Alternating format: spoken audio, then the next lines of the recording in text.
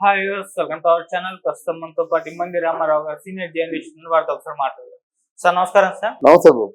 Sir, Vijayasai Reddy గారి పైన ఇన్ని ఆరోపణలు వస్తున్నాయి, మీడియాలో ఆయన ఎంతో ట్రోల్ అంటే కవర్ అవ్వడం మనం చూస్తున్నాం. సార్, ఈ నేపథ్యంలో జగన్మోహన్ రెడ్డి గారు అసలు విజయసాయి రెడ్డి గారి గురించి, ఆయన మీద వస్తున్న ఆరోపణల గురించి ఒక్క మాట కూడా మాట్లాడడం లేదు. అసలు ఎందుకు మాట్లాడలేదు? వీళ్ళిద్దరి మధ్య గొడవలు అయిపోయా? జగన్మోహన్ రెడ్డి గారు విజయసాయి రెడ్డి గారిని దూరం పెట్టేశారా? వీళ్ళిద్దరి మధ్య విభేదాలు వచ్చాయా అని చెప్పేసి చర్చించుకుంటున్నారు. సార్, మరి విజయసాయి రెడ్డి గారి గురించి, ఆయన మీద వస్తున్న ఆరోపణల గురించి జగన్మోహన్ రెడ్డి గారు ఎందుకు స్పందించడం లేదు? మీ ఒపీనియన్ ఏంటి సార్ దీనిపైన? చాలా మంచి ప్రశ్న అడిగా బాబు. చర్చించుకుంటున్నారంటే నాకు తెలిసి ఎక్కడ నేను వెళ్ళలేదు, కానీ మీరే మొట్టమొదటిసారిగా ఈ క్వశ్చన్ లేవనెత్తారు. Thank you. It's a good point. ఎందుకంటే ఇన్నాళ్ళ బట్టి విజయసాయి రెడ్డి కింద మీద పడుతూ ఛానల్స్ వాళ్ళ హెడ్లతో గొడవ పడుతూ తిట్టుకుంటూ ఆయన్ని విజయసాయి రెడ్డిని కూడా తిడుతూ ఇంత అంటే ఒక స్నేహితుడైతేనే మనకెంతో బాధగా ఉంటుంది కదా.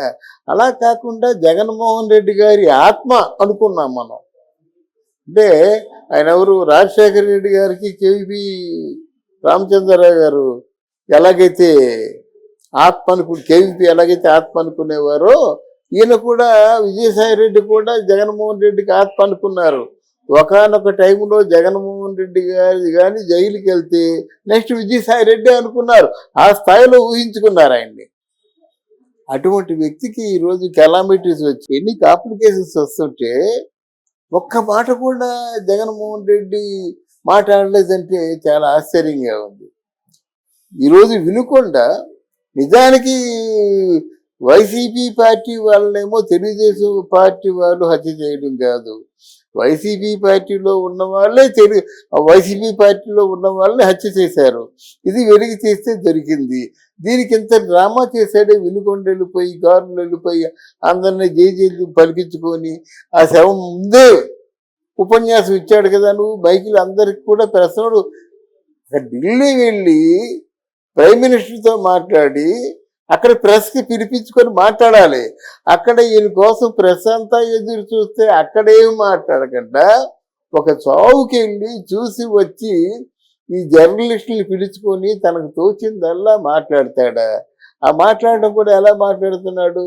అర్ధరహితంగా, అసలు చాలా అంటే మతి భ్రమించి మాట్లాడిన వాళ్ళగా మాట్లాడుతున్నాడు. గనక ఒక చావుకి వెళ్ళి మాటలు మాట్లాడేవాడు ఇక్కడ అసలు విజయసాయి రెడ్డి గారిని అరెస్ట్ చేస్తే మొత్తం వైసీపీ పరువంతా పోద్ది. ఆయనే కదా నువ్వు నమ్మావు. నువ్వు నమ్మింది ఇద్దరే, విజయసాయి రెడ్డి ఉత్తరాంధ్ర ఇన్ఛార్జ్ అన్నావు. ఆ పొలాలని స్థలాలు పొలాలు అన్నీ దోచుకున్నారు, ఆ కబ్జాలు చేశారు, అవన్నీ ముందు వస్తాయి. ఇక్కడ సజ్జలు అన్నావు, సజ్జలు పంపన్నావు. ఇప్పుడు విజయసాయి రెడ్డి కూడా పొమ్మన్నట్టే లెక్క. ఆయన అంత ఆపదలో ఉంటే కనీసం పన్నెత్తి మాట అనకపోయినట్టయితే జనం ఏమనుకుంటారండి? జనం తెలుసు కదా. అరే ఏంటి జగన్మోహన్ రెడ్డి అంత నమ్ముకున్న వ్యక్తి, దానికి ఉంటుంది కదా విజయసాయి రెడ్డి కూడా. ఇదేంటే ఇంత కలామటీసులో ఉన్నట్టయితే ఒక్క మాట మాట్లాడుతుండే జగన్మోహన్ రెడ్డి. ఆయన గురించే కదా నీ ఇన్ని అవినీతి పనులు చేశాను, ఆయనకే కదా దోచిపెట్టాను ఆయన అనుకుంది. అది లక్షల కోట్లు దోచిపెట్టాడంటే ఎవరు దోచిపెట్టాడు? జగన్మోహన్ రెడ్డికే దోచిపెట్టాడు. ఆయన కొంత తిన్నాడు, ఇది మా 300 ఇచ్చాడు. ఆయనకి ఎలా ఉంటుంది? నేను ఈ పని చేశానంటే ఆయన దన్ను చూసుకొని చేశాను, ఈ పని చేశానంటే ఆయన 300 ఇచ్చాను. ఈ రోజు ఎంత అభాసపాలు అయిపోయానంటే ఆయన ఒక్క మాట మాట్లాడుకుంటే ఎలాగుంటుంది? కంట్రోల్ చేయాలంటే జగన్మోహన్ రెడ్డి కంట్రోల్ చేయగలడు, విజయసాయి రెడ్డి కంట్రోల్ చేయలేడు. మరి ఎలా ఎందుకు కంట్రోల్ చేయలేకపోతున్నాడు? ప్రెస్ను కంట్రోల్ చేయలేకపోతున్నాడు.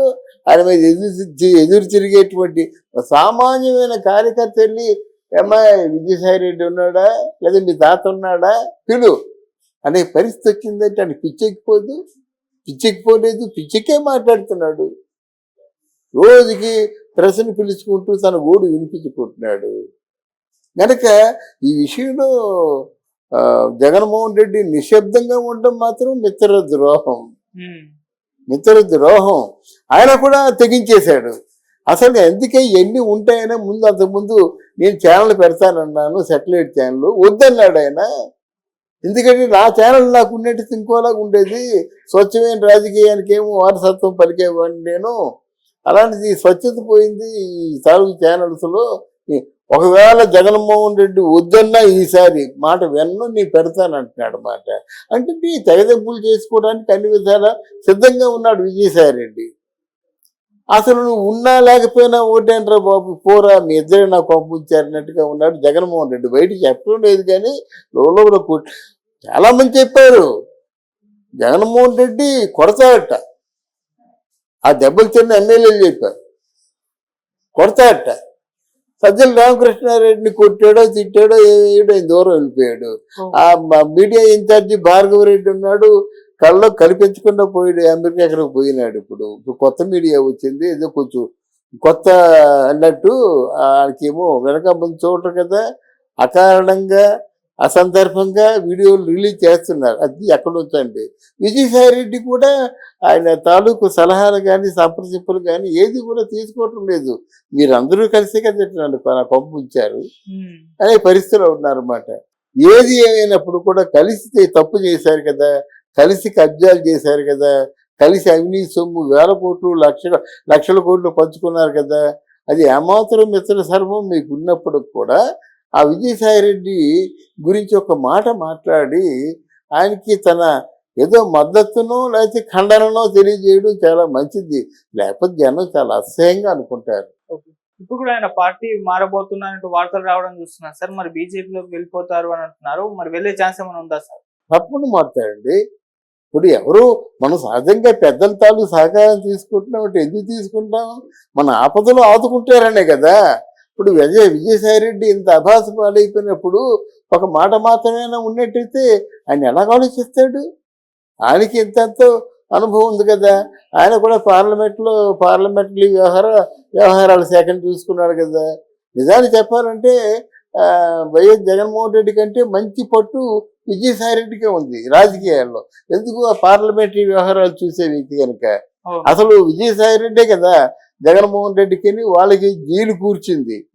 ఆయన అరెస్ట్ అవ్వకుండా డీలు కూర్చారంటే ఆ డీలు కూర్చున్న వ్యక్తి ఎవరంటే విజయసాయి రెడ్డి. కనుక విజయసాయి రెడ్డి పొద్దున్న రాజకీయాలు తెలుసు, రాజకీయాల్లో రాగలరు. కానీ ఏమిలాగంటే ఉంటే ఖచ్చితంగా జరగబోయి చెప్తున్నాను, జగన్మోహన్ రెడ్డికి రాజకీయాలు తెలియదు. అరే కొత్తగా వచ్చిన గవర్నమెంట్, ఆ గవర్నమెంట్కి హనీమూన్ పీరియడ్ అన్నారు, ఒక 6 మాసాలు ఉండాలి కదా. మరి నువ్వేమని చెప్పావు? నువ్వు అమ్మ మీ అందరికీ నేను ఇప్పుడే వాగ్దానం ఇస్తున్నాను, 6 మాసాలు దాటిన తర్వాత నా పరిపాలన చూసి మీరు ఆ గల్లా పుచ్చుకొని అడగని చెప్పాడు మాట.